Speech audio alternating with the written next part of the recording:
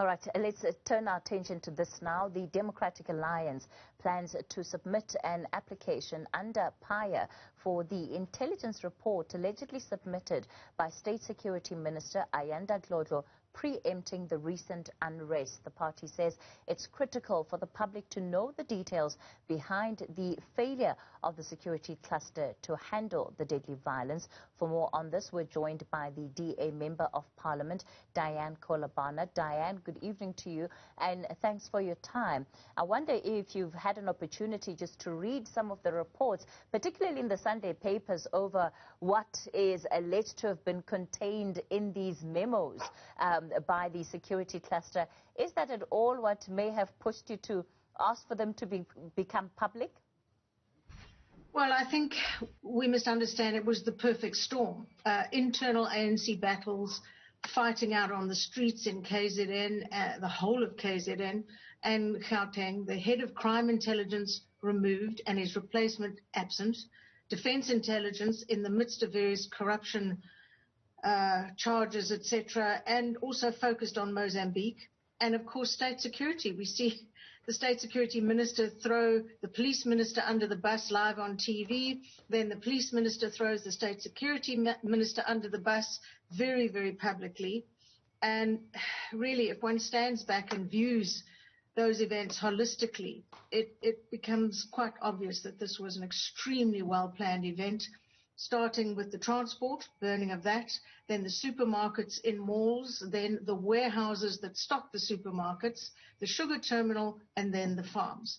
Additionally, in every mall, and certainly the ones I visited, at least a half dozen or so ATMs were gutted and looted, so huge amounts of money, numerous firearm shops stripped, and then, of course, came the infamous 1.5 million rounds of ammunition, and that was picked up out of the SAP's hands at the harbour and quickly distributed around strategic areas. And it's actually emerged now that the bullets were in a container high above the ground, guarded by the SAPs, clearing agents and customs. And it was ordered by a private company, been in this business for over 50 years. And in all that time, it's been moved to either Joburg or Pretoria for inspection. But suddenly, the SAPs were pushing and pushing and pushing to examine it themselves at a local Durban transport yard in the midst of the looting and shooting.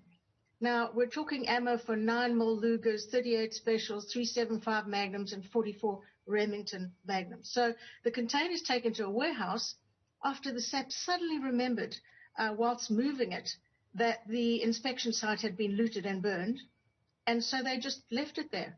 And, of course, it was promptly looted. Now, Becky Kohler says the SAPs weren't guarding it, and if you believe that, you believe in the tooth fairy. Dianne, what are you alluding to? What are you alleging? Well, because we see Ayanda Dlodlo saying she gave a report to Becky Kohler, and because Becky Kohler is saying, I didn't see any such report, I haven't signed off for such a report, therefore it doesn't exist, someone has to take the blame for what happened.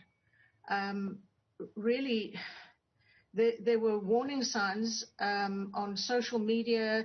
There were strange announcements and making their way through all media, Facebook, Twitter, everywhere.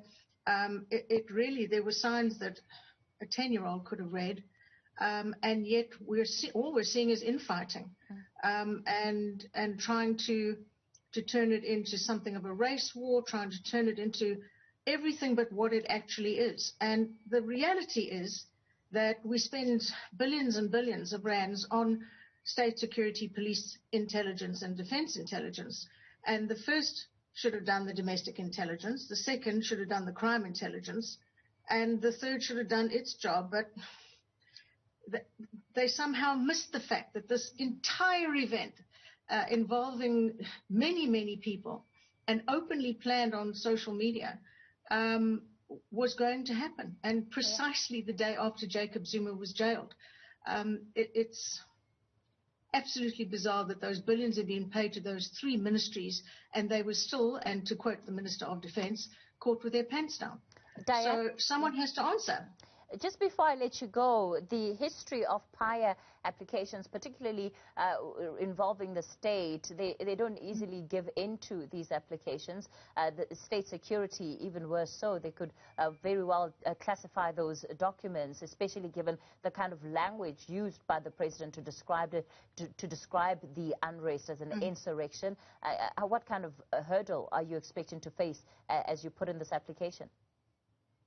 Well, this is a legal process, and yes, I know that they can very quickly stamp all sorts of documents as top secret, but if you look at the high-level report, it is scathing about what's going on in state security. It's scathing about the looting that went on and quite possibly still goes on. It is utterly, utterly scathing about the entire state security ministry and everyone who works under it. So I would not be surprised if that's the route they take, but I think this country has had enough of people hiding behind paperwork and hiding behind, oh, it's secret, it's secret, it's secret, someone will be in danger. The only person who were in danger was people like myself who stood at barricades in the roads praying that our houses wouldn't be burned down that night. It was the most horrendous week of no one in this province sleeping a wink. And to see now the millions, hundreds of millions of rands worth of things that were looted in a frenzy of looting and shooting and destruction, someone's got to answer. And I believe it's the security cluster. Let's leave it there for tonight. Dianne Kohler, Barnard, she is with the Democratic